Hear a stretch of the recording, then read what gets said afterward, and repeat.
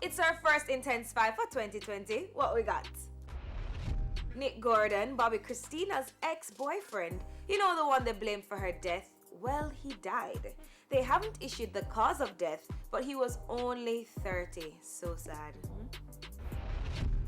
Kevin Hart's Netflix documentary. If you haven't seen it, check it out. Can't get any more real than that, especially episode 3. The marriage proposal at the stroke of midnight downtown. That's so sweet. Very, very cute. Dissing Blue Ivy. How low can people really go?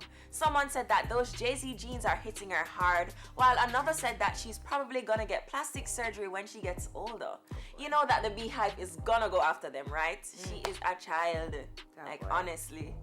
And finally holding the spot this week, Sean Paul and Cranium recorded Wild 'N Out earlier this week. Can't wait to see that episode. For sure. That's it for the Intense 5 tonight. Make sure you follow us on IG for the latest in entertainment. And drop us a DM for your big ups. We love hearing from you.